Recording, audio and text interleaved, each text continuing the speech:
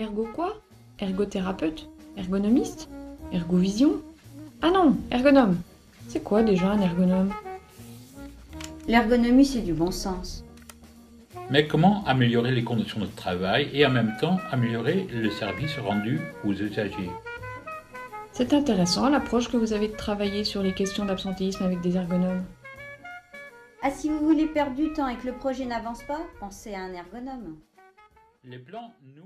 Bonjour à tous. Je m'appelle Julien Perdrija, je suis directeur de cabinet du maire de Loos-en-Gohelle, Jean-François Caron. Loos-en-Gohelle, c'est une petite ville dans le bassin minier du Nord-Pas-de-Calais qui porte un projet de transition écologique et sociale depuis de nombreuses années, qui est reconnu comme un démonstrateur national sur les enjeux de conduite du changement vers la ville durable, c'est-à-dire la participation des habitants dans cette transition qui se veut systémique, puisque débouchant sur tous les aspects de la vie au sein de ce territoire. On m'a demandé du coup de vous faire le récit à la fois de cette recherche-action de Loos-en-Gohelle autour de l'enjeu de la ville durable et comment, à partir d'un élément déclencheur, on a rencontré l'ergonomie et comment aujourd'hui on chemine avec elle pour travailler un enjeu de pérennisation, d'amplification d'un modèle de ville durable. Je vais essayer de brosser à grands traits, dans un premier temps, la trajectoire de la ville, vous expliquer comment on en est arrivé à impliquer les habitants et comment ensuite on a pris en charge ces enjeux du travail et de la coopération au travail. La ville de Loos-en-Gohelle s'est affaissée de 15 mètres de par ses galeries minières. On a dû traiter des questions de pollution et puis surtout faire face à un paternalisme hérité de l'industrie, du monde industriel, qui visait à fournir à la population l'ensemble des services dont elle avait besoin, les écoles, les hôpitaux, les maisons, le charbon, à condition que la population travaille et ne revendique pas outre mesure ses droits. Et donc, quand la mine s'arrête en 1990, il n'y a plus du tout d'exploitation de charbon dans le bassin minier, on a à traiter cette question d'une responsabilisation de la population qui a été encadrée de manière très descendante pendant des siècles, et en même temps traiter la question de la honte de soi, parce qu'on a honte d'être mineur, on a honte d'être une gueule noire, on a honte d'être ce qu'on est. Donc Loos-en-Gohelle, c'est une ville en résilience. C'est-à-dire qu'elle cherche, dans les années 80, à anticiper la fin du charbon et à rebondir après ce choc qui s'annonce d'un effilochement de tout le tissu économique, industriel, d'un effondrement même plutôt. Et ce n'est pas seulement le tissu économique et industriel qui s'effondre, c'est tout le tissu socio-culturel qui le sous-tend, qui s'effondre en même temps. Et donc, elle va le faire en cherchant dans le passé des ressources pour pouvoir anticiper l'avenir. La résilience, c'est la capacité de rebondir après un choc en tirant les leçons du passé. Et c'est ce qui va se dérouler dans les années 80 à travers une approche narrative, c'est-à-dire mettre en récit l'histoire de la ville, une approche narrative participative, puisqu'on produit des spectacles qui font jouer le rôle des Loossois par les Loossois, des anciens mineurs montent sur scène pour jouer le rôle de mineurs dans un festival qui s'appelle les Goéliades, qui est lancé à ce moment-là, c'est-à-dire qu'on a à traiter toutes les séquelles de la mine. Et ce que fait le maire de l'époque, Marcel Caron, c'est de mettre en place un festival culturel pour traiter des séquelles immatérielles, psychanalytiques. Donc le levier culturel comme levier de changement de regard et en même temps de transformation d'un territoire. On a à Loos-en-Gohelle les plus hauts terris d'Europe, ces montagnes faites à main d'homme, les rebuts de l'activité minière, faits de gravats, de schiste, tout ce qui ne pouvait pas être brûlé, qui font aujourd'hui près de 186 mètres, sur lequel on peut aller courir aujourd'hui, dans lequel on trouve toute une espèce de faune, de flore absolument incroyable, mais à l'époque c'est vécu comme des décharges à ciel ouvert, on appelle ça les crassiers, on n'a pas le droit d'y aller, sinon on se fait taper sur les doigts par le garde des mines, et c'est vécu du coup dans l'imaginaire collectif comme quelque chose de fondamentalement négatif, alors que quand la mine s'arrête, c'est ce qu'il reste du patrimoine local, de ce qui fait le tissu géohistorique de ce territoire. Donc Loos-en-Gohelle, ville minière, Loos-en-Gohelle, ville en résilience, Loos-en-Gohelle finalement, ville pilote. Parce que dans les années 90, suite à cette transformation par le levier culturel, on va mettre en place, à l'initiative du maire Jean-François Caron, qui n'est pas encore maire à l'époque, mais qui est élu municipal, un diagnostic social et environnemental de la ville en participatif. C'est-à-dire qu'on passe d'habitants acteurs dans les années 80 au sens culturel du terme, à des habitants acteurs au sens du projet de territoire. Et donc ce diagnostic va se mettre en place pendant 5 ans, le temps d'un mandat. On va d'abord y aller de manière assez amatrice, en envoyant des questionnaires à tout va, en organisant des réunions dans les quartiers, dans les cités, en faisant émerger finalement une parole citoyenne qu'on va progressivement qualifier en faisant appel à des professionnels, des sociologues, des paysagistes, qui vont nous aider à qualifier les attentes, ce qui remonte finalement de ces groupes de travail. Et donc, entre 1995 et 2000, ce processus s'enclenche et va aboutir à la charte du cadre de vie, qui est une des premières chartes d'écologie urbaine en France, et qui fixe les grandes orientations de développement durable du territoire. On était la ville du charbon, on va développer les énergies renouvelables. On a une des eaux les plus polluées de France, on va recycler l'eau de pluie. On est le pays noir, on va développer un plan paysager. On est le pays du paternalisme, on va développer la démocratie participative, etc., etc. Et ces grandes orientations sont le fruit de cette réflexion collective, impulsée et fortement outillée par la mairie, mais qui ont mis en place un processus où les gens retrouvaient un droit de parole, d'expression, au-delà de l'expression culturelle d'eux-mêmes. Et donc on est une ville, à ce moment-là, en transition, c'est-à-dire qui cherche à dépasser la fin du modèle d'hier, celui du charbon, qui illustre juste la fin du modèle actuel basé sur les énergies fossiles, et d'aller vers un nouveau modèle, un modèle de développement durable, dont on commence à peine à parler, qui cherche à porter de manière intégrée des enjeux culturels, économiques, sociaux, environnementaux. Et donc, Jean-François Caron, qui est en même temps élu au conseil régional, donc va avoir cette possibilité de faire de Loos-en-Gohelle une ville laboratoire, parce qu'elle est en mesure d'expérimenter des réponses locales, très concrètes, avec les vrais gens, par rapport à des enjeux globaux, ceux du changement climatique, qui émergent à ce moment-là. Et donc, il va lancer, en même temps que la charte du cadre de vie s'écrit, toute une série d'expérimentations, concrètement, sur le terrain, par exemple, autour de l'éco-construction. On va travailler avec les bailleurs sociaux sur le recyclage de l'eau de pluie dans les maisons. On va travailler sur l'intégration des écomatériaux, des cibles de haute qualité environnementale. Voilà. On est une des villes qui, parmi les premières villes en France, expérimente ce type de nouveaux procédés, un travail de politique publique renouvelé. Et donc, en parallèle, il commence à transformer l'organigramme de la mairie, c'est-à-dire qu'il va recruter une directrice de cabinet pour compléter le travail du DGS, qui était un DGS plutôt classique, gestionnaire d'une commune. Et donc la directrice de cabinet de l'époque est appelée à être plutôt une chef de projet de ce qu'on appelle Loos Ville Pilote, du projet de développement durable de la ville.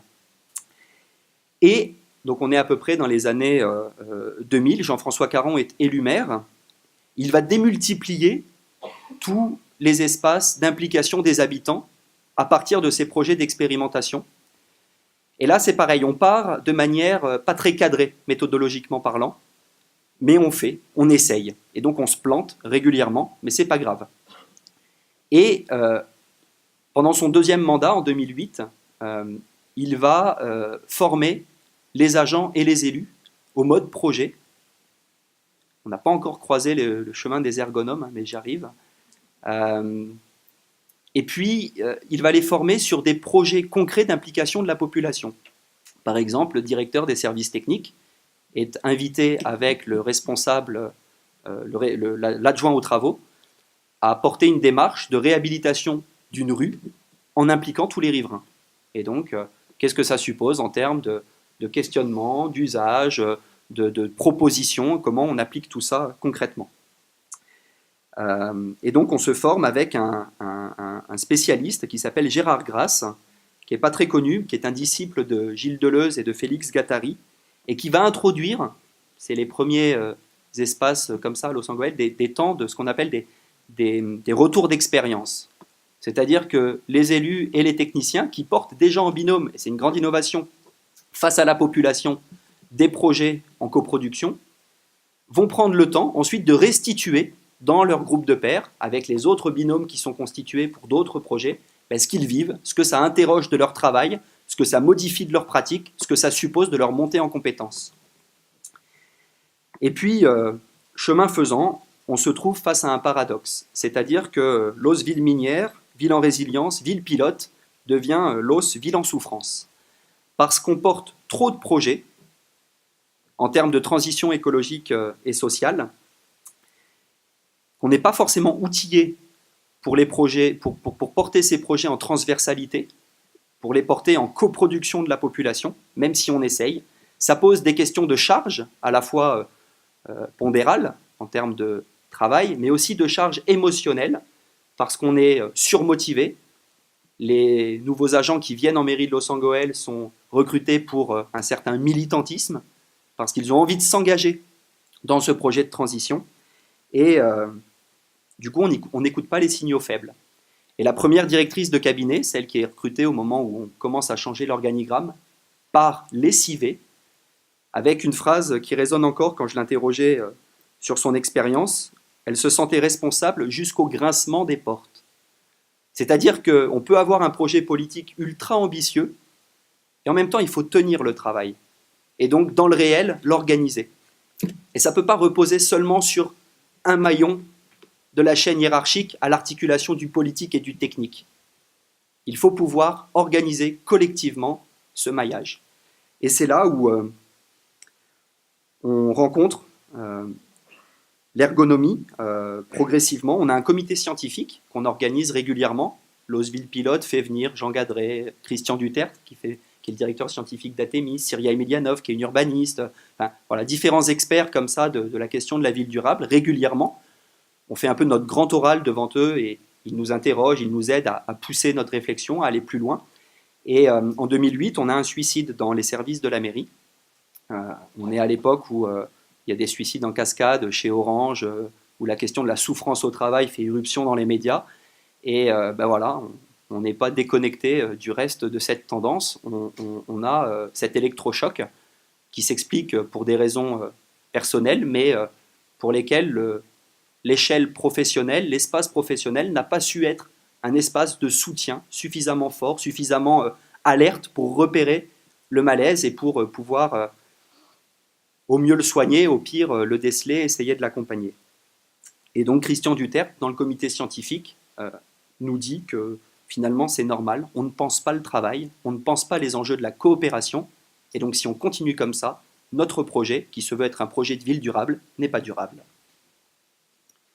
Et donc on entame une réflexion avec Atemis, où en gros on pose la question du travail, ce qui est une question complètement nouvelle.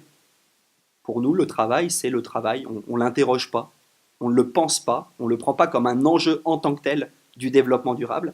Et c'est ça qu'Atemis va nous aider à commencer à questionner. Et avec Sandro, avec des ergonomes, nous aider à imaginer des dispositifs pour structurer la coopération au travail. Et donc ça se fait de plein de manières différentes, d'abord avec des espaces d'écoute, l'organisation de groupes de pairs qu'on organise sans la hiérarchie, où les gens sont invités, les salariés, les agents, les élus, à s'exprimer entre eux pour faire remonter ou déceler des points d'interrogation. On structure un CODIR, un comité de direction, on organise une DGP, une direction générale et politique, qui permet juste de mettre le DGS, le DIRCAB et le maire dans un trio d'articulation des enjeux. Pour une petite ville de 7000 habitants, ce n'est pas monnaie courante. Donc voilà, on se professionnalise comme ça. On met en place un groupe de cadres, les cadres intermédiaires de l'administration, qui portent des enjeux, qui sont au plus proche du terrain par rapport à la direction, et en même temps en situation d'accompagnement, de management. Un groupe de pairs aussi, à leur rencontre, pour qu'ils puissent faire remonter leurs enjeux. Structurer la coopération verticale avec la hiérarchie, permettre des espaces de remontée de ces points de vue collectifs et partagés. On met en place une équipe de casque bleu, c'est-à-dire une équipe d'évaluation des bugs, puisque on part du principe que les conflits personnels sont rarement des conflits entre les personnes, mais souvent des conflits de travail, d'enjeux de travail, qui peinent à s'exprimer. Et donc, cette place du conflit, il faut pouvoir la reconnaître, l'interroger avec des gens plutôt neutres par rapport aux problématiques qui peuvent émerger. Et donc, on a des agents comme ça qui se portent volontaires, qui ont des capacités propres pour être casque bleu, comprendre les enjeux, faire de la diplomatie et surtout délivrer après coup, en interrogeant toute la chaîne de travail impliquée dans le conflit, eh ben, un avis neutre, objectif, extérieur en tout cas, pour essayer de le résoudre. On met en place une expérimentation aussi avec les élus. C'est quoi le travail d'un élu ? Un élu d'une ville comme Loos-en-Gohelle, quand on n'est pas le maire, qui porte haut et fort la transition, quand on est un élu plutôt de terrain, qu'est-ce que ça veut dire de porter cette ambition politique dans la réalité des cités minières, avec les gens, voilà. Donc on commence à interroger tout ça. Et puis, finalement, on se retrouve dans une phase de réorganisation. Le DGS part, le directeur des services techniques part, et on en profite pour avoir un temps de respiration, parce que pendant 3-4 ans, ça a été voilà, très prolixe. On a expérimenté, mis en place de nombreux dispositifs, mais on avait besoin de stabiliser les choses, d'arrêter d'être dans l'innovation institutionnelle permanente, de poser un peu le cadre, et puis de voir si par nous-mêmes aussi, on était en capacité, avec ce qu'on avait pu comprendre de l'ergonomie, eh ben de structurer le travail, de l'organiser et de répondre à ces enjeux. 3 exemples, juste pour illustrer. On a un espace de restauration en mairie de Loos-en-Gohelle, un tout petit espace, ça s'appelle la tisanerie, c'est une cantine, une salle plutôt avec un micro-ondes partagé. Et puis un matin, on voit un panneau qui s'affiche, qui est affiché. Il est indiqué merci d'essuyer, merci de laver, d'essuyer et de ranger votre vaisselle, comptant sur votre coopération. Voilà, c'est les dames de service, auprès de qui ce mot de coopération qu'on utilisait dans plein d'espaces différents a réussi à distiller, à être approprié, et qui nous rappelle à ce moment-là, nous qui mangeons dans cette salle, qui est aussi une salle de travail pour elle, eh ben, qu'elle compte sur notre coopération pour voilà, favoriser leur bien-être au travail. C'est illustratif, mais ça montre l'étendue du coup de la portée de ce terme. Quand le directeur des services techniques part, le nouveau directeur des services techniques qui monte en grade, qui était le directeur adjoint, met en place au sein des services techniques un CODIR des services techniques. Ça, c'est un exemple pour montrer aussi que voilà, quelque chose reste de cet accompagnement d'Athémis qu'on a mis en suspens pour organiser des espaces d'élaboration partagés, de points de vue partagés sur le travail. Et puis, un dernier exemple sur la question des plateaux repas. On est interpellé de manière très violente un jour par un des agents du service comptable qui nous dit que c'est vraiment plus possible, cette commande de plateaux repas incessants, parce qu'on a plusieurs partenaires avec lesquels on travaille sur la transition énergétique, la transition alimentaire, enfin bref, sur des grands projets qui passent leur journée à Loos-en-Gohelle, venant de Paris, venant d'ailleurs, et du coup qu'on juge utile d'inviter pour manger, pour continuer finalement le travail, et ne pas faire en sorte que tous les agents, tout le monde reparte chez lui manger. Mais sauf que du coup, ça pose des questions vis-à-vis du budget, vis-à-vis de l'instruction, de qui décide finalement de s'il y a plateau repas ou pas. Enfin, voilà. Et donc, plutôt que de vivre cette sollicitation de l'agent comme une charge, ce qu'elle est, violente, on va considérer que c'est un point de vue qui s'exprime et qui a raison de s'exprimer. Et donc, on va lui demander de formaliser sous forme de notes pourquoi il pense que ça ne devrait pas se passer comme ça. Qu'est-ce qu'il propose ? On fait intervenir l'équipe de Casque Bleu parce que ça a été très loin dans la violence. Enfin, là, je passe les détails, mais pour dénouer un peu tout ça. Et puis, chemin faisant, on va se rendre compte qu'en fait, cette question posée des plateaux repas pose la question du modèle économique d'une ville durable. C'est-à-dire que notre rapport aux prestataires, notre rapport aux restaurateurs, et même notre rapport dans le métier de gestion comptable d'une ville. Comment on arrive à imaginer des modèles économiques qui font que ce service finance ne soit pas en souffrance, soit en capacité de faire de la prospective financière, d'impliquer éventuellement de l'épargne citoyenne dans des projets de transition énergétique. Enfin, en fait, voilà toutes les questions qui arrivent à émerger dans le cadre de ce travail qu'on a bêtement pris sur les plateaux repas. Et on a voilà, tirer la pelote comme ça pour arriver à le structurer. Ce qui demande du temps, ce qui demande de l'énergie. On ne peut pas réagir comme ça sur tous les sujets, mais il y a certains sujets qui sont suffisamment alertes pour mériter d'être traités comme ça. Donc on devient une ville en recherche de reconnaissance du travail. C'est quoi le travail? Comment on le porte? Et aujourd'hui, du coup, pour conclure, on pose la question donc, de cette transition économique. On part du principe qu'on n'arrivera pas à porter la transition écologique et sociale sans poser la question de la transition économique. Comment on arrive à structurer une économie basée sur la logique circulaire, sur la logique fonctionnelle, la fonctionnalité, sur la logique servicielle? Eh bien, a priori, notre piste de recherche, c'est de commencer par poser cette question du travail et de la coopération au travail. Comment on coopère en interne, certes, j'en ai beaucoup parlé, mais comment on coopère avec nos prestataires, la coopération transverse, les partenaires, les autres échelons institutionnels, comment on arrive à structurer une gouvernance multi-échelle qui pose ces questions-là et qui met des espaces en place pour poser les conflits ou les points de vue.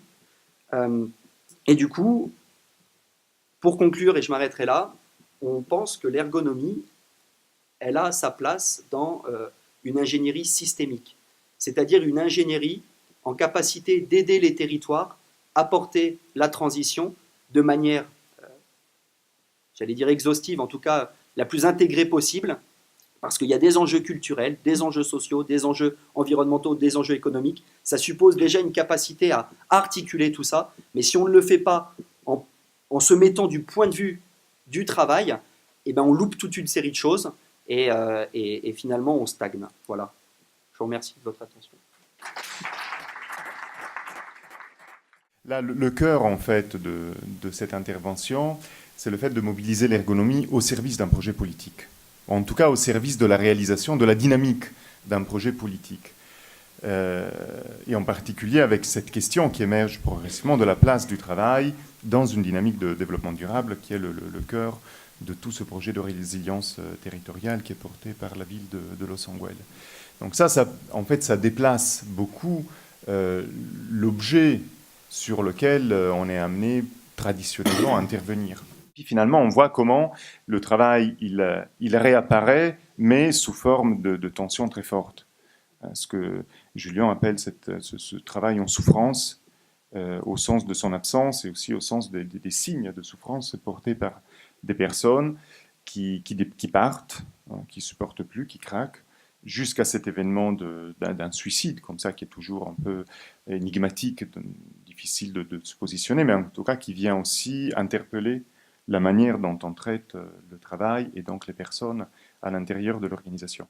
Voilà. Et donc progressivement, le travail donc, revient, en fait, réapparaît. Et ce qui est intéressant, c'est que au fil de l'intervention, le travail apparaît de plus en plus clairement comme le levier indispensable sur lequel faire reposer la dynamique du projet politique.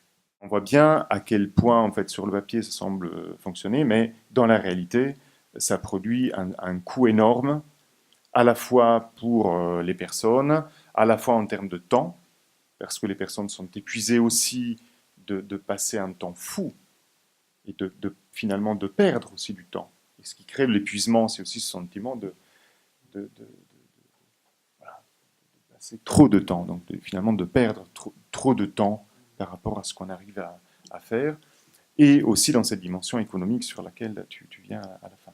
Et donc comment passer de cette voie-là à une autre voie finalement de prise en charge de cette complexité et qui fait le pari de la coopération, c'est-à-dire qui s'appuie sur l'activité des personnes. Donc non pas sur une ingénierie des schémas, des process formels, mais qui fait le pari de faire confiance à l'activité des personnes pour prendre en charge cette complexité. Et je pense que c'est vraiment deux clés de lecture et ça représente un basculement assez majeur aussi dans l'histoire de Los Angeles en termes d'approche de cette question de la complexité d'un projet politique de développement. Alors se pose la question de construire le dispositif institutionnel, organisationnel, managérial pour permettre à cette coopération d'exister et de fonctionner. Déjà, je pense, on peut, en termes d'originalité, déjà la question de la durée, le rapport au temps, d'être dans une intervention longue, donc là qui dure depuis 5 ans. Et je dis qui dure, même si effectivement depuis 1 an on a mis en suspens, mais ça dure toujours. Il y a la question aussi de la pluridisciplinarité, parce qu'effectivement là on insiste beaucoup sur l'aspect de l'apport de l'ergonomie, mais c'est une ergonomie qui dans le dispositif d'Artemis est aussi très interfacée avec d'autres disciplines, et en particulier avec toute la réflexion économique sur le projet de développement territorial, avec des approches effectivement plutôt de sciences du territoire, du développement territorial institutionnel, et aussi par des sciences politiques.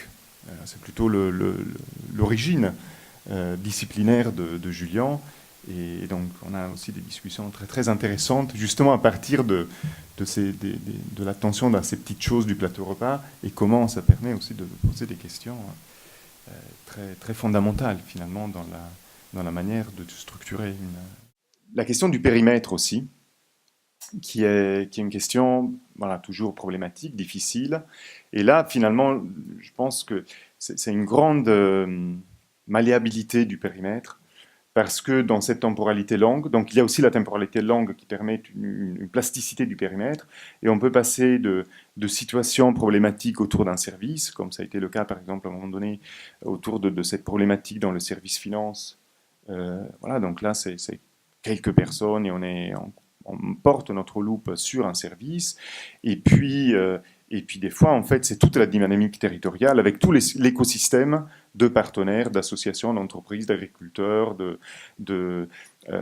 d'autres entités institutionnelles, de l'agglomération, de la région. Voilà. Et donc, on est sur un tout autre périmètre, et où toujours, c'est la même question de la coopération, comment on arrive à travailler ensemble, les uns en prenant en compte les contraintes et les ressources du travail des autres. Donc cette question de l'articulation des échelles, qui est toujours en fait une question très compliquée dans l'intervention, mais c'est toujours aussi la manière dont dans l'espace de l'intervention, on vit et donc on traite une problématique qui est propre à l'organisation, parce que c'est une problématique quotidienne de Julian et de ce que je connais du travail de Julian et puis de toutes les équipes, de passer finalement de problématiques très micro et d'arriver à les mettre en lien, à les faire résonner avec des problématiques beaucoup plus macro en fait. Voilà.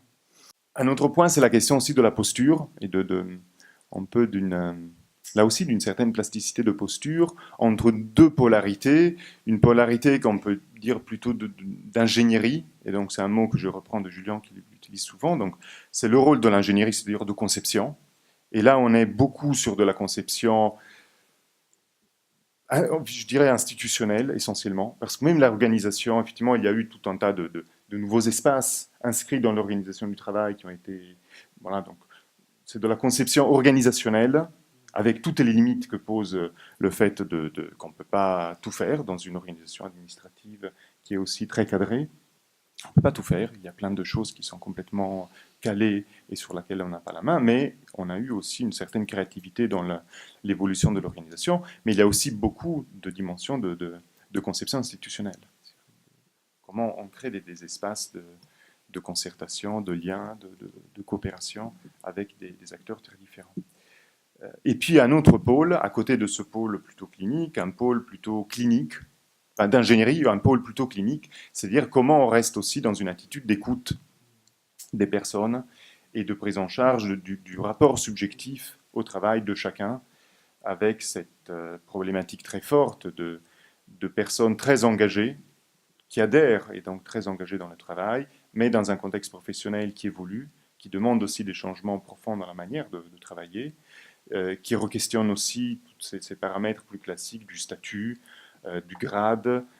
Donc la coopération vient aussi réinterpeller des façons de penser le lien managérial, etc. Voilà. Donc d'être aussi attentif à tout ça. On n'a pas à faire du travail un objet du projet politique. C'est-à-dire que le travail, il apparaît plutôt comme une condition de réalisation du projet politique. Et ça, je réagis sur ça par rapport à des aspirations qu'on pourrait avoir nous-mêmes parfois ergonomes, que le travail soit mieux reconnu, mais aussi par rapport à des propositions qu'on a vu passer aussi par le personnel politique qui à un moment donné affiche la question du travail comme un objet. Or, ce qu'on voit là, c'est un peu la réflexion qu'on se faisait avec Julien. L'enjeu du travail, c'est pas tellement de devenir la cible du projet politique, c'est plutôt d'être reconnu comme un élément essentiel dans la capacité de réaliser le projet. Et dans cette capacité à réaliser le projet se joue une tension entre ce qui est possible et ce qui est souhaitable pour tout le monde. La première, c'est la question du projet politique.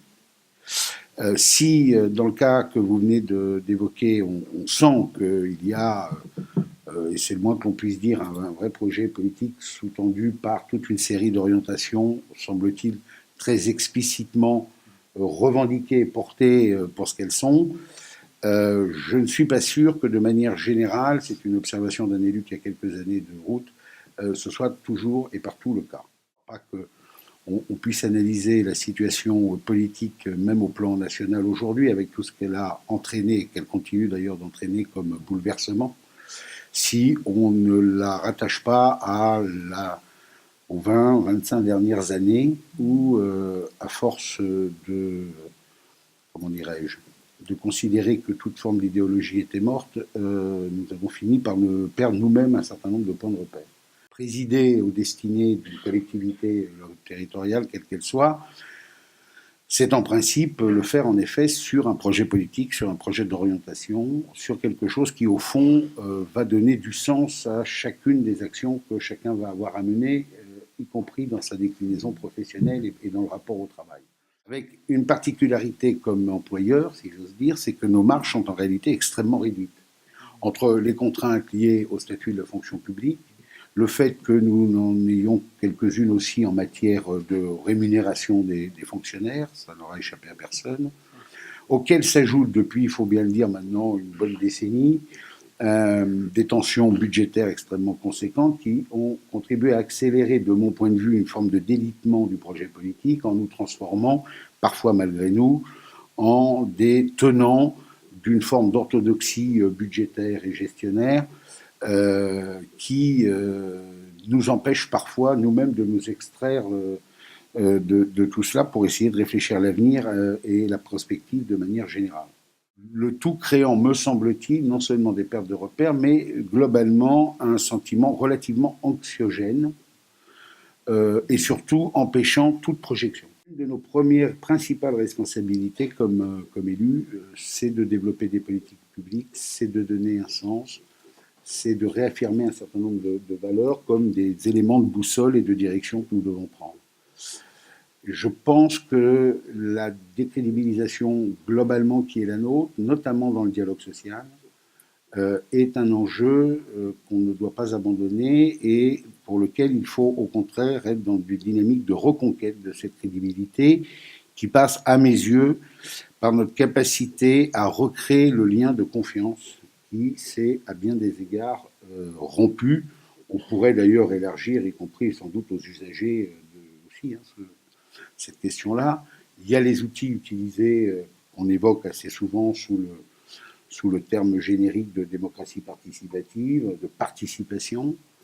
Il y a en tout cas une nécessité à mes yeux absolue de recréer et de retisser des liens de confiance. Et je pense que l'ergonomie est de ce point de vue-là un outil tout à fait intéressant. Ce matin, je crois que vous êtes intervenu sur la présentation d'un objet qui devrait trouver bientôt place dans les établissements de la petite enfance. Je prends volontairement cet exemple-là parce qu'il n'aura échappé à personne qu'étant aussi vice-président à l'enfance et à la famille, ça me permet d'illustrer ce à quoi je crois vraiment. CHSCT, une instance élue de manière assez médiocre avec des taux de participation très faibles globalement, comme la plupart des élections professionnelles. Des élus qui globalement sont dans une posture de se préoccuper du quotidien, des conditions de travail de leurs collègues, et une instance d'un certain point de vue moins idéologique que ne l'est par exemple un comité technique. Là, on a plus souvent affaire à des jeux de rôle respectifs entre le collège employeur et le collège syndical. Le CHSCT, on est dans le concret, dans l'opérationnel. Mais en même temps, pour la masse des salariés, ça ne veut pas forcément dire grand-chose. Et le rôle de ces instances leur paraît très éloigné, très théorique. Des élus qui s'investissent. J'en parle des élus représentants du personnel. Des conditions de travail que l'on observe qui parfois se dégradent, sont difficiles. Des salariés qui sont dans des cadres d'emploi qui forcément se traduisent à un moment ou à un autre par une dégradation de leur santé physique notamment, mais pas seulement.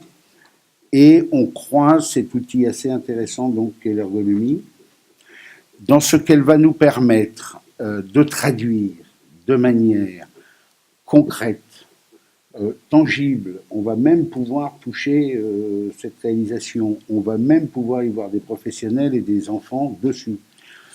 Et vous voyez bien que d'un coup, se donnant les moyens d'aller de la conception qui a réuni, je ne vais pas revenir sur le processus qui a dû être expliqué ce matin, mais des agents, des gens sur le terrain, des professionnels que sont notamment les ergonomes, des élus représentants du personnel, et des employeurs, et un employeur en tout cas dont la mission est d'assurer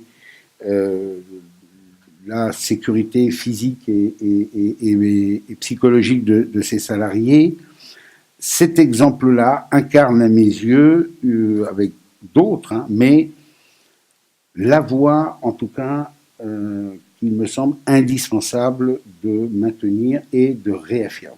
Là, pour le coup, non seulement je crois que ça donne du sens, ça traduit non seulement nos responsabilités, mais aussi, je crois, les valeurs auxquelles nous sommes attachés, et ça se traduit de manière, comment dirais-je, voilà, ça se touche, ça se vit, ça s'inscrit dans le quotidien. Et moi, je crois vraiment beaucoup à cette nécessité de repartir des choses que les gens peuvent mesurer, toucher, sentir, et qui les renvoient à des transformations quotidiennes, réelles. Non pas pour se satisfaire ou décider que ce serait l'alpha et l'oméga des politiques publiques, mais parce que je pense que c'est une des conditions, en tout cas, pour pouvoir rouvrir parfois des voies de discussion, de dialogue social qui interviennent dans des contextes difficiles et tendus, parce que ces expériences-là, ces éléments-là permettent de recréer, en tout cas, moi j'en suis intimement convaincu, ce lien trop souvent distendu, qui est celui du lien de la confiance entre une parole publique, une parole de décideur et une traduction dans la réalité concrète des salariés, en l'occurrence.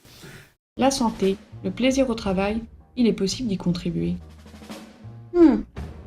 Faut que je me tienne droit. Voilà l'ergonome. L'ergonomie peut être un des facteurs de l'efficacité économique. Être à l'écoute, regarder, être patient, aide à comprendre le sens du travail et les besoins d'une structure.